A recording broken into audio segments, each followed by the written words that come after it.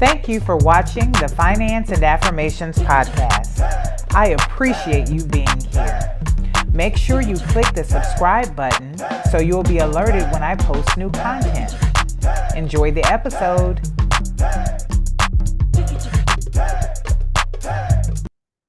Hello to all of my listeners, and for those of you who are looking on YouTube. Today, I'm going to do a solo episode about holiday savings. It's a topic that I enjoy talking about and that I've talked about in the past. I will also share some of the financial challenges that I'm facing this season and give you a sense of how I plan to tackle those challenges. So today, I want to talk about holiday savings in two ways. I want to talk about it as it relates to the 2023 holidays, meaning Thanksgiving is just 2.5 weeks away and Christmas is 7 weeks away. Then I want to talk about holiday savings in the long term for those who want to establish a holiday savings account for the 2024 holiday season. All right, so let's get started. And now I want to acknowledge that I know that there are people who may be out of work right now or who are having some financial challenges. Some of you may be dealing with reduced hours or just dealing with life, right? Life events. And I understand that. And my prayer for you is that you're able to get to a place where finances are not a struggle for you at all. Okay. But if your challenge is your financial organization, maybe you need some help with your budgeting, managing your debt, paying off expenses. Well, I am a financial coach, and that's something that I can help you with. So click the link to my website and schedule a complimentary consultation, and I can help get you on the road to financial stability and wellness that works for you. Okay? All right. So for those of you who are planning for the short term, the 2023 holidays, you're going to need to set a budget for this holiday season. You will need to decide what to include in that budget. Will you only include Christmas gifts? Will you be including the money that you spend on Christmas dinner? How about the money you spend socializing around Christmas, for holiday parties, going out to eat? Do you have people over to your house? Are you going to include Thanksgiving in this budget? You need to think about all the things that you plan to include in this 2023 budget so that you can make the proper preparation. Those are the things that you need to begin thinking about right now so that you can set a budget for how much you plan to spend and stick to it. Now, let me give you a few tips if you only plan to budget for gifts, okay? First, set a limit for how much you plan to spend on each gift, or set a limit for how much you plan to spend on each person's gift.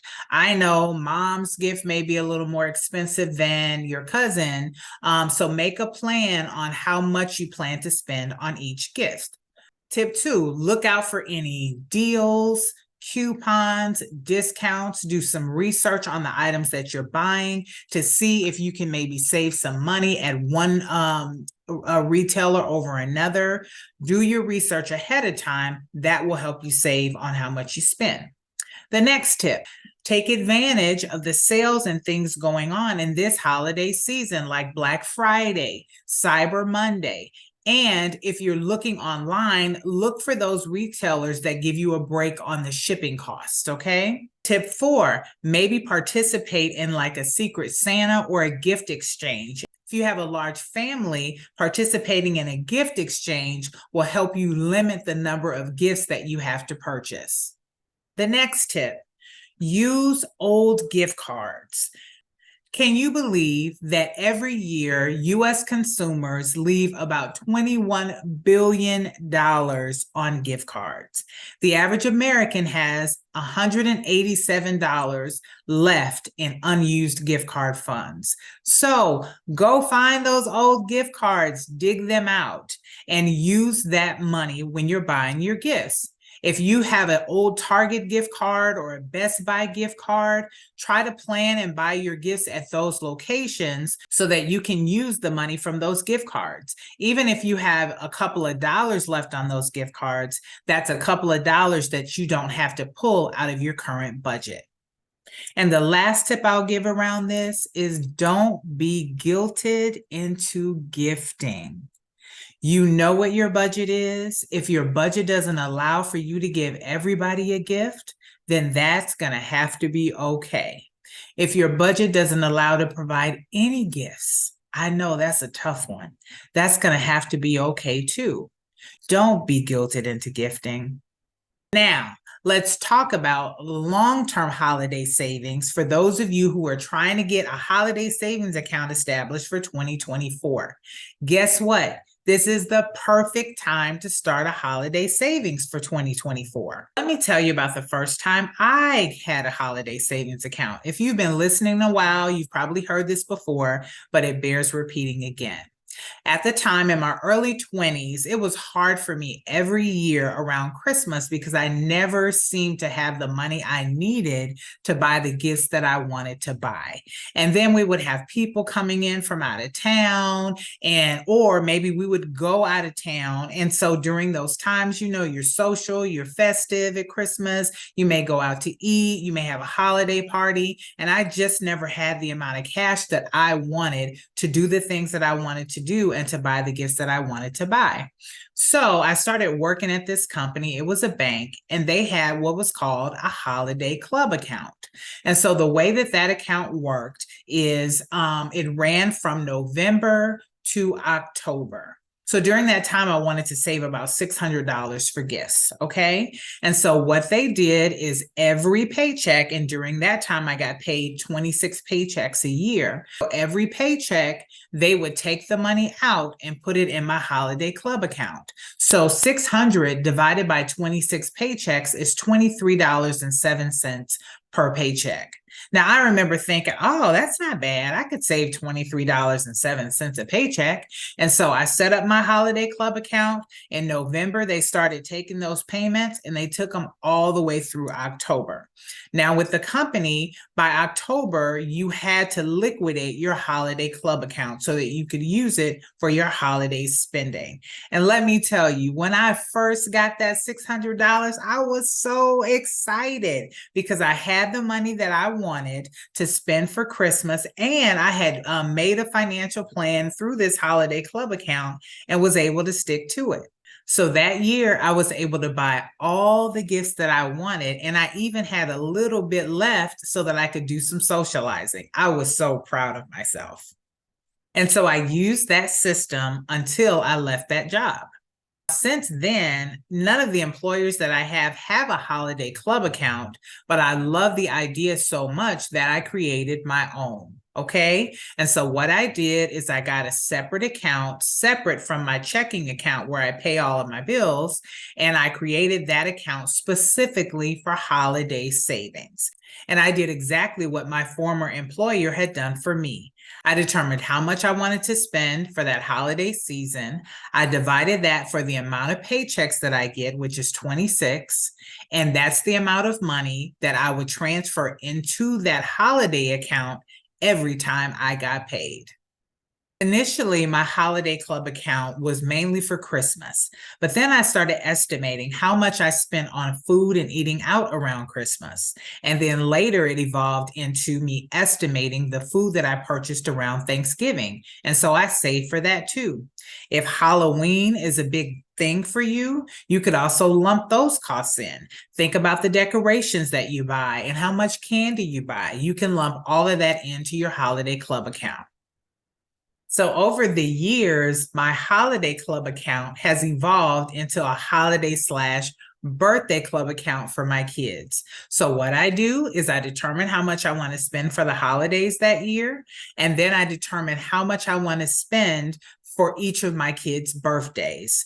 I divide that number by the amount of paychecks I get, again, which is 26, and that's how much I save for my holiday/birthday birthday club account. And let me tell you, when those events roll around and all I have to do is go in my account and get that money, it feels so good. You guys know my affirmation that said saving feels good. And I feel great when I already have those funds. So that's what you can begin to do now in November of 2023 so that you can be ready to take your withdrawal in October of 2024 for your own holiday account. Okay. So I love my holiday/birthday club account. It's something that I have done for over 30 years. And I know it's something that you can add to your financial planning so that you can have all that you want during the holiday season. Now, for this holiday season, I have to tell you, there's a few challenges that I'm going to have to tackle. First is a birthday challenge, right? So my daughter is turning 16 and wants a sweet 16 party, which is going to be more expensive than I normally budget for her birthday. Currently, I'm only saving for the normal birthday budget. I didn't have the forethought when I started this back last year to think about Sweet 16, more expenses, and what was going to come along with that. So the other day, she and I were talking about what the budget is going to be for this party, and it's going to be quite a bit more than the normal budget that I set aside. So now what I'm going to have to do is figure out how to include that extra money, right? So I think the easiest thing for me to do would be to determine how much the difference is going to be, and then divide that out by the amount of months that I have left. So from November to May, and then save that extra money and put that extra money in the account. Now, my other challenge is that me and my family really want to go to Atlanta for the Christmas holidays. And so this is an issue because the airline cost for us to fly is considerably higher than I'm used to normally paying, right? It's like $300 more than I was expecting. Now, what I can say is the price that I have in my head are the pre-COVID prices. And we all know, yes, I've been listening, that the prices for airfare have gone up.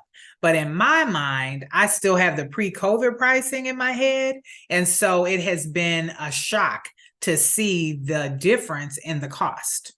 So that's the first adjustment that I've had to make.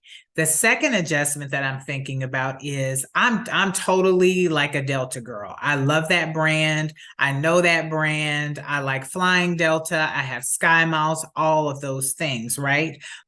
But their tickets seem to be higher than everybody else's tickets. And the fact that I'm just now trying to get tickets is also impacting the cost. So obviously, I should have planned for this much sooner when costs were lower, and I probably could have gotten a better deal. The other thing that I have to consider is typically when I go to Atlanta, I get a rental car because I'm there for at least a week. And my family members who I typically stay with, they still may have to go to work and things like that. So transportation becomes a challenge. So I just always rent a car. So that's another cost that I'm going to have to think about. My immediate family is the only family that I have in Minnesota, and we haven't been to Atlanta in a long time. And so we really want to make this trip, even though it's kind of a last minute decision. And I lived in Atlanta for 12 years prior to living here. So there's also some friends that I would like to visit as well. So I have the increased cost for my daughter's birthday that I didn't plan ahead for, right? And now I have this trip that I want to take where the costs are higher than I expected. I have to plan for the plane tickets. I have to plan for a rental car. And that's just getting there and having transportation while I'm there. That's not to mention the dinners that we may go out on, the socializing that we may do while we're there. So there's a lot of additional cost all at the same time. So I'm going to need to make a decision about how I'm going to handle this. So these are the things that I'm thinking about as I think about how to handle this. I'm either going to need to make some extra money, right, to cover all the increased cost that I'm talking about. I'm going to have to reduce some expenses, right? Maybe there's some things that are going to have to get cut out, or reduce some expenses that I planned for the trip. Or I may just have to cut one of these things out altogether. Now, I already have a plan in mind about what I'm going to do. I would love to hear you tell me what you would do if you were in my shoes. So those are some holiday savings tips in the short term and in the long term. I've had this holiday savings account / birthday club account for almost 30 years. It has been wonderful for me. I love having the money that I want to use for those events when I need it. This is something that you can also add into your financial plan so that for the holidays, you don't ever have to worry about where that money is coming from, okay? I hope you enjoyed watching the Finance and Affirmations podcast. If you haven't already done so, click the subscribe button. Until next time, blessings.